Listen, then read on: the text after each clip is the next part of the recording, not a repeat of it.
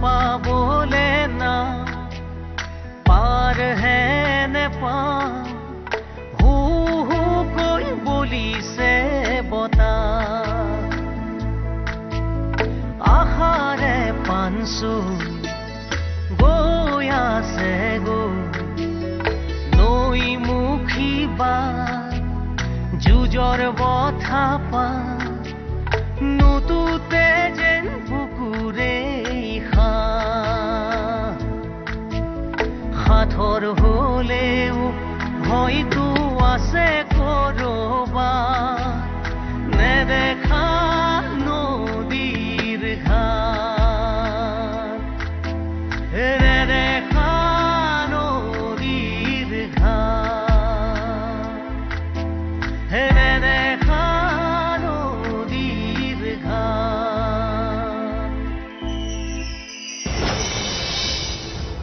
তোমাৰ টকা পইচা সম্পত্তি বহুত আছে, কিন্তু এজন ভাল পাপা হ'বৰ কাৰণে প্ৰয়োজনীয় আবেগখিনি নাই। তুমি বহুত দুখীয়া পাপা। আবেগ নাই, তহঁতৰ প্ৰতি মোৰ কোনো আবেগ নাই। ঐ কোৱা শুনিছো চন্দ্ৰালীৰ বাপেকেহে বোলে ৰমেনক ছুইচাইড কৰিবলৈ বাধ্য কৰিলে। CMCৰ গুণ্ডা এটাইহে বোলে ৰমেনক মাৰপিট কৰি ৰাস্তাত পেলাই থৈ গৈছিল। এইবোৰ কিবা শুনিছ যদিও চুপচাপ থাক দেই। CMCৰ কথা বাহিৰত উলিয়াই নিজৰ বিপদ চপাই নলবি। মোৰ কি বিপদ হ'ব? মই যি শুনিছো তাকেহে কৈছো। কি শুনিছা তুমি? বাদ দিয়া সেইবোৰ কথাবোৰ। শুনিছিলো যদিও গুৰুত্ব দিয়া নাছিলো।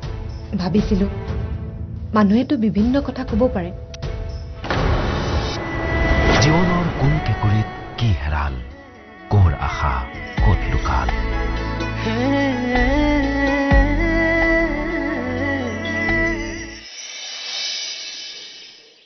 মই নিজে ফেচ কৰিছো ভিন্দু।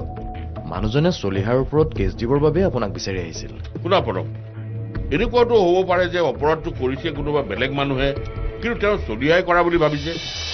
আৰু চলিহাই যে এনেকুৱা কাম কৰিব। মানুহজনে যদি ভুল কৰিছে তেনেহ'লে আইনৰ ওচৰত ধৰা পৰিছে। চোৱা পৰম, চন্দ্ৰমোহন এজন অত্যন্ত নামী দামী বিজনেছমেন।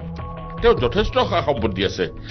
তেনেকুৱা এজন মানুহে এনেকুৱা এখন সাধাৰণ দোকানৰ বাবে লোকৰ চকুত সৰু হ'বলৈ কিয় যাবহে? মানুহজনক পঠাই দি তুমি ভাল কামেই কৰিলা। তেওঁৰ কেছটোত কিন্তু মোৰ সন্দেহ আছে। সঁচাই হওক বা মিছাই হওক, আয়ুষৰ বাপেকৰ বিৰুদ্ধে কেছ এটাতো আমি ৰাখিব নোৱাৰো। ঠিক কৈছা। এনেই আমাৰ সামনত তেওঁলোকে যা এটা কথা শুনাই থাকে। আমি তেনেকুৱা এটা কাম কৰিলে আমাৰ সামন বাৰু আয়ুষৰ লগত সুখী হ'ব পৰা নাই। মোৰ জানো কিয় লাগি আছে সামনৰ যেন ভিতৰি ভিতৰি কিবা এটা প্ৰব্লেম হৈ আছে।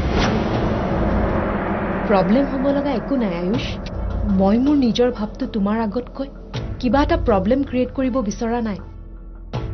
প্ৰব্লেম তোমাৰ নহয়, প্ৰব্লেম হৈছে মোৰ। মই মোৰ পাপাৰ বিষয়ে এনে কথা শুনাৰ পাছত মোৰ প্ৰব্লেম কিয় নহ'ব কোৱা?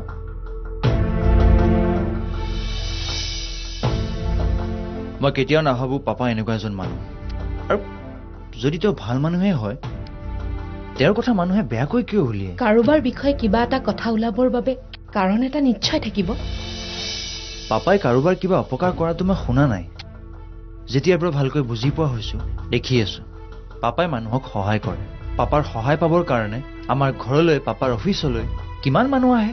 ধৰি লোৱা মই শুনা কথাখিনি সঁচা নহ'বও পাৰে। সৰুৰে পৰা মই পাপাক এজন ভাল মানুহ হিচাপে পাই আহিছো। সেইকাৰণে মোৰ এটা সপোন আছিল যে ময়ো পাপাৰ দৰে এজন ভাল বিজনেছমেন হ'ম, ধনী হ'ম, মানুহক সহায় কৰিম, মোক মানুহে শ্ৰদ্ধা কৰিব, ভক্তি কৰিব।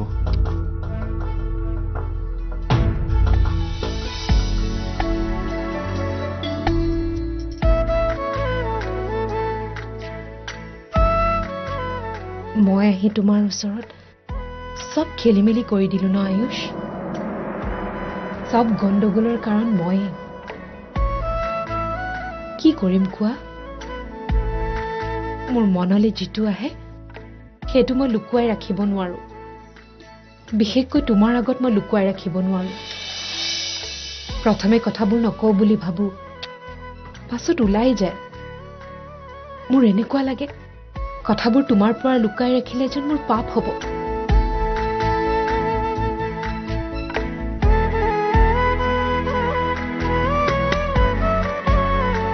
তোমাৰ এই বিশ্বাসৰ কাৰণে মই ধন্য শ্যামন। মনত অহা কথাবোৰ মই তোমাৰ লগত শ্বেয়াৰ নকৰি কাৰ লগত কৰিম কোৱা? তুমি নাভাবিবা যে তোমাৰ মা বা পাপাৰ বিৰুদ্ধে মই কিবা কথা তোমাক লগাইছো। মই কথাবোৰ কওঁ মোৰ মনৰ পৰা উলিয়াই দিবৰ বাবেহে। তুমি মোক বেয়া নাপাবা আয়ুষ। ধেৰ কৰিজনী, তোমাক কিয় বেয়া পাম? তুমি যে কথাবোৰ আনক নকৈ মোক কোৱা, so I'm proud of you। তুমি মোক লৈ যে প্ৰাউড কৰা শুনি ভাল লাগিল। তোমাক লৈ প্ৰাউড ফিল নকৰি মই কাক লৈ প্ৰাউড ফিল কৰিম কোৱা? থাকিবও পাৰে তোমাৰ প্ৰাউড ফিল কৰিব পৰা কোনোবা। এই মাৰ খাবা দেই। বেলেগ কোনোবা থকা হলে মই তোমাক বিয়া পাতিবলৈ এবছৰ ৰৈ নাথাকিলোহেঁতেন। মই গম নোপোৱাকৈতো কাৰোবাৰ লগত সম্পৰ্ক কৰিব পাৰা। কাৰ লগত সম্পৰ্ক কৰিছো মই? জানো, কাৰোবাক যে মাজে মাজে কোৰ্টৰ ওচৰত লিভ দি আহা, মোক সোধাত যে তোমাৰ বাইদেউ বুলি কোৱা, তেনে আন কোনোবাওতো থাকিব পাৰে।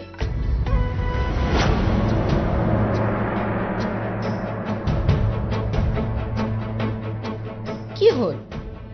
তোমাৰ ইমান চেণ্টিমেণ্টত লাগিল যে, নে সঁচা কথা কৈ দিয়াত সহ্য কৰিব পৰা নাই?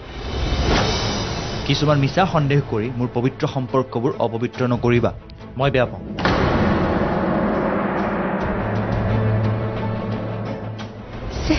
কি কথাবোৰ যে ওলাই যায়, মোৰ বাৰু তেনেকে ক'বলৈ কিহে পাইছিল?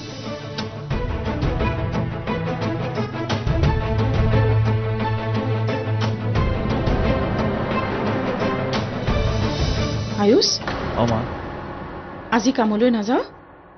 জানো যাওঁ নাযাওঁ ভাবিছো ৰবা। চাওঁ, এইফালে আছোন। বহ আকৌ।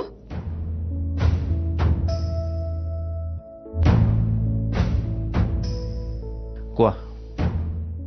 পাপাৰে কথা এটা কৈছিল মানে আশা কৰিছে আৰু। পাপাই যদি কিবা আশা কৰিছে তেন্তে আশাটো পূৰণ কৰি ল'লেই হ'ল। মইতো আৰু পাপাৰ আশাবোৰ পূৰণ কৰিব নোৱাৰো। সেইটো আশা তইহে পূৰণ কৰিব পাৰিবি, মানে তই আৰু বোৱাৰীয়ে। পাপাৰে নাতি এটা আশা কৰিছে। তহঁতৰো বিয়া হোৱাৰ দিন হ'ল দেচোন। এতিয়া সন্তান এটাৰ কথা ভাবিব লাগে আৰু।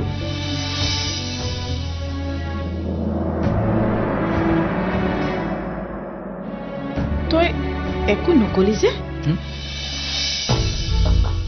কিনো কম, মইতো আৰু সন্মতি দি দিব নোৱাৰো। কিয়? সদায় দুজন হৈ থাকিবি নেকি? সংসাৰ কৰিছ যেতিয়া সংসাৰ বঢ়োৱাৰ কথাও ভাবিব লাগে। আচলতে পাপাৰেই নহয়, ময়ো ঘৰখনত এটা কেঁচুৱা হোৱাটো বিচাৰিছো। গম পাইছো, এই আশাটো যে পাপাৰ নহয় তোমাৰহে। পাপাৰ গাত ভেজা দি তুমি তোমাৰ ইচ্ছাটো যে প্ৰকাশ কৰিব বিচাৰিছা, মই পুৰা ধৰিব পাৰিছো। নহয়, পাপাই সঁচাকে কৈছে। নহয় মা, মোৰ সংসাৰখনক লৈ ইমান চিন্তা কৰি থকাৰ সময় পাপাৰ নাই। পাপাৰে তহঁতৰ কাৰণে কিমান চিন্তা কৰে সেইটো মইহে জানো। তেখেতে তহঁতৰ আগত চব কথা নকয় কাৰণে তহঁতে ভাব পাপাৰৰ তহঁতৰ প্ৰতি কোনো মনোযোগেই নাই। মনোযোগ নাই বুলি নকওঁ মা, পাপাৰ চব কথাই ভাল। তই বুজি পাৱ কথাবোৰ, কিন্তু এই চন্দ্ৰাজনীয়ে যে একো কথাই বুজি নাপায়। তাই পাপাৰৰ চব কথাই বেয়া পায়, চব কথাতে আপত্তি কৰে। তাই সৰু ছোৱালী, কথাবোৰ ভালদৰে বুজি পোৱাৰ বয়স তাইৰ হোৱাই নাই। জানো ছোৱালীজনীয়েনো কেতিয়া বুজি পাব। বাৰু সেইবোৰ বাদ দে, মোৰ আৰু পাপাৰৰ আশাটো পূৰণ কৰাৰ ব্যৱস্থা কৰিবি। তুমি আৰু পাপাই যেতিয়া কিবা এটা ইচ্ছা কৰিছা, আমাৰ পৰা যেতিয়া কিবা এটা আশা কৰিছা, মই জানো না কৰিব পাৰো? এই কথাটো আচলতে তোক নকৈ বোৱাৰীকহে ক'ব লাগিছিল, কিন্তু তাইতো মোৰ কথা একোকেই নুশুনে। শ্যামনৰ আমাৰ ঘৰখনৰ লগত যিটো গেপ আছে সেইটো ভাল কথা হোৱা নাই মা। সেই গেপটো কৰিছে কোনে? আজিলৈকে তাই মোৰ এটা কথাও মানি লোৱা নাই। মই বুলিহে সহ্য কৰি থাকো। আন শাহু হোৱা হলে ঘৰলৈ নাতি নাতিনী আহিবলৈ হলে তোমালোকৰ মাজৰে গেপটো নোহোৱা কৰিব লাগিব মা। কাৰণ কেঁচুৱা এটা জন্ম হলেই তাক কেৱল মই আৰু শ্যামনেই ডাঙৰ দীঘল কৰিব নোৱাৰো, ঘৰৰ সকলোৰে সহযোগিতা লাগিব। আমাৰ বংশধৰ জন্ম হলে তাৰ কাৰণে মই চব কৰিব পাৰিম।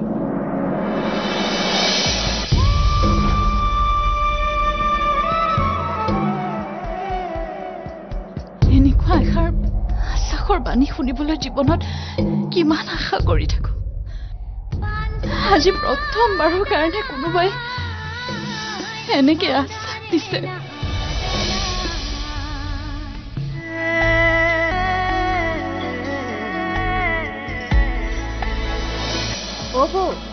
বৌ চন্দ্ৰা বাহ ফুৰিবলৈ গৈ চেহেৰা ভাল হৈ আহিল দেখোন কিনো ভাল দেখিছা বাহিৰত গৈ যে ইমান কষ্ট হ'ল বা এটা ভাল লাগিছে মুখখনত আগতকৈ বেছি চাৰ্ম আহিছে হা জানো পাই তুমিনো কি এক্সট্ৰা চাৰ্ম দেখিলা জাৰ্নি ভালেই গ'ল চাগে ন বেয়া যোৱা নাই ঘৰৰ চব গৈছিল যে ফেমিলিটো একেলগে ফুৰিব যোৱাৰ মজাই বেলেগ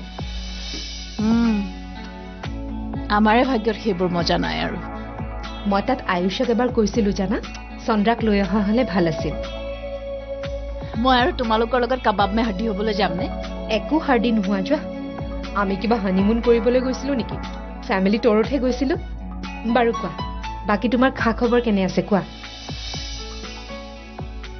মোৰনো আৰু কি চলি আছো যেনতেন মাজে মাজে মা পাপাৰ গালি গালাজ মন চন একদম ভাল নহয় বৌ কলেজ যাবলৈ মন নাযায় মা পাপাই কিয় গালি পাৰিছে মাক দেউতাকে ল'ৰা ছোৱালী গালি পাৰিবলৈ কিবা কাৰণ লাগেনে আমিহে মাক দেউতাকক গালি পাৰিব নোৱাৰো লাগিলে আমাৰ ক্ষেত্ৰত যিয়েই নহওক নাপায় চন্দ্ৰা মাক দেউতাকক গালি দিয়াৰ কথা ভাবিব নাপায় মাক দেউতাক ভগৱানৰ দৰে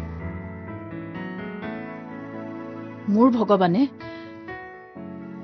মোৰ ভাগ্যত কি লিখিছে তুমি জানো গম নোপোৱা বৌ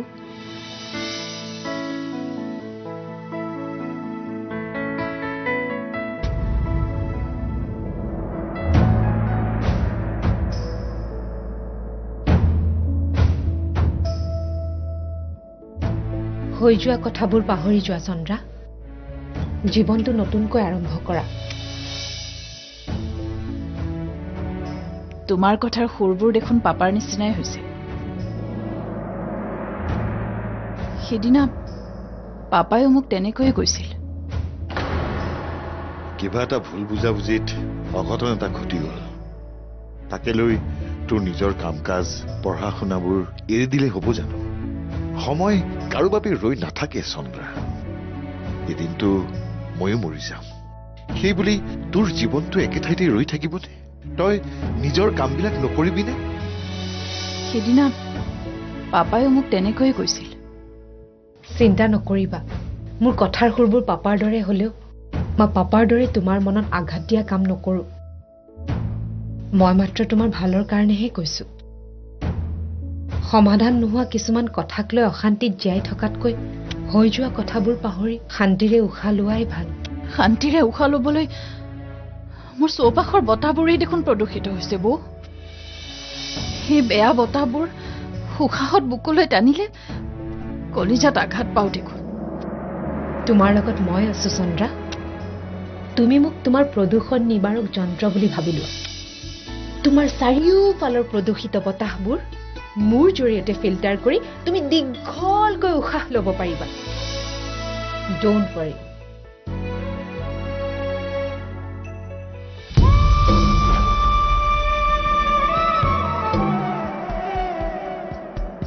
এনেকুৱা এষাৰ আশ্বাসৰ বাণী শুনিবলৈ জীৱনত কিমান আশা কৰি থাকো আজি প্ৰথমবাৰৰ কাৰণে কোনোবাই এনেকে আশ্বাস দিছে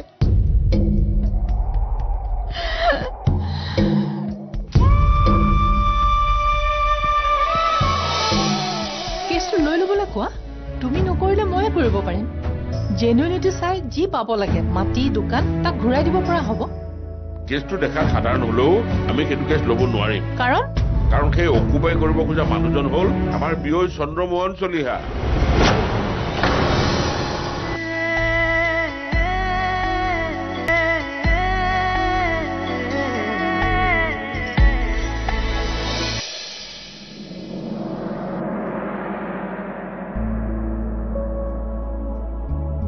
মাইনাজনী যোৱাৰ পাছত ঘৰখন কিবা খালী খালী লগা হ'ল তাই দেখোন সদায় ঘৰৰ বাহিৰতে থাকে আজি প্ৰথম ওলাই গৈছে নে কিবা তাই থকা দিনকেইটা কিবা এটা ভাল লাগি আছিল এতিয়াতো পঢ়াৰ খাতিৰতে বাহিৰত আছে এদিনটো তাইক বিয়া দি উলিয়াই দিবই লাগিব হেৰা ছোৱালীক জন্ম দি নিজৰ কাষত ৰাখিবলৈ নাপালোৱে দেখোন এয়াইতো সংসাৰৰ নিয়ম কথাতে কয় নহয় পুত্ৰ সন্তান পুণ্যৰ বাবে কন্যা সন্তান দানৰ বাবে ছোৱালীবোৰ এদিন মাক বাপেকৰ পৰা আঁতৰি যায়েই মাইনাৰ পঢ়া শেষ হোৱাৰ পাছত কিন্তু কেইবছৰমান আমি তাইক ঘৰতে ৰাখিম দেই তুমি তাইক বিয়া দিবলৈ লৰালৰিখন নলগাবা কিন্তু কৈ দিছো জন্ম মৃত্যু বিবাহ কাৰ কেতিয়া হয় কোনেও ক'ব নোৱাৰে কোনোবাই বিয়া হ'বৰ বাবে বিচাৰি থাকিও বিয়া হ'ব নোৱাৰে কাৰোবাৰ আকৌ একো নভবাকৈ বিয়া হৈ যায় মইতো ভবা নাছিলো ইমান সোনকালে বিয়া হ'ম বুলি আগৰ জন্মত কিবা পুণ্য কৰিছিলা সেইকাৰণেহে মোৰ দৰে ভাল ল'ৰা এটাৰ লগত বিয়া হলা হেনে একেবাৰে ভাল ল'ৰাটো মই কিহত বেয়াহে